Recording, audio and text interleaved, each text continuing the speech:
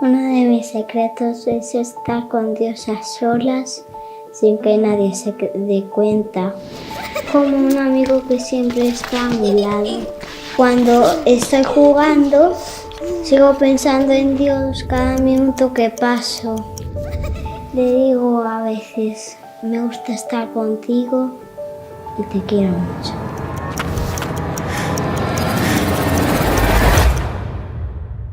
Pero sé que te he abandonado.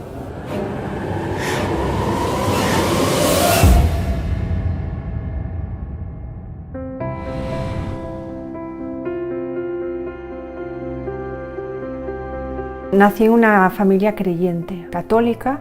Generalmente iba cada domingo a la iglesia y realmente sí yo tenía una conciencia de Dios, ¿no? Sabía que Jesús era bueno y es esa relación con Él que empezó desde pequeña. Yo me sentaba en mi cama cuando todo estaba ya apagado y hablaba con Dios, le hablaba.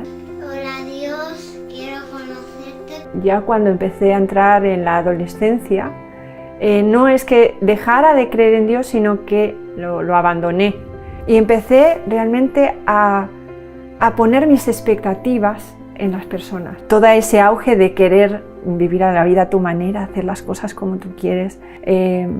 Y entonces yo caí en una depresión. Dejé de tener ganas de vivir, tan duro como eso. Me levantaba por la mañana y decía, ¿para qué estoy aquí? Yo sentía que me había metido en un lugar donde no sabía cómo me había metido allí, pero no sabía cómo salir. O sea, lo tenía claro. Yo sabía que de ahí yo sola no salía.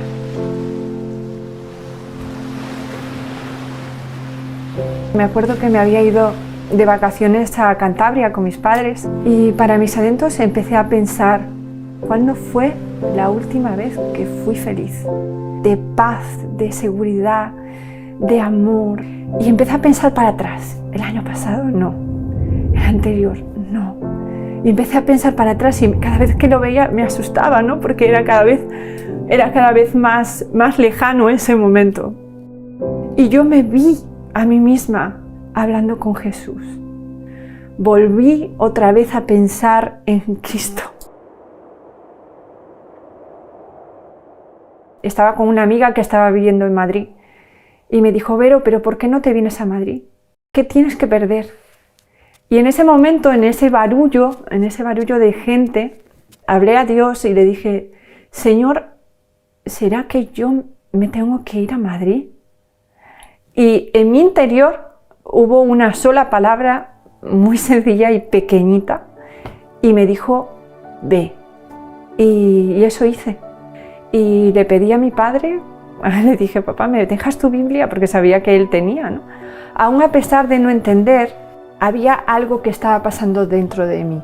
Había un reflejo de mi pecado. Ahí empecé a entender cosas que yo había hecho, juzgar a las personas, mentir. Y fue necesario leerlo para que yo me convenciera de que todo aquello que estaba dentro de mí luchando era porque yo me había rebelado.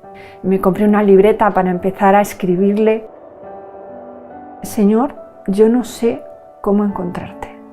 Yo necesito que tú me mandes a alguien que me sepa llevar hasta el camino.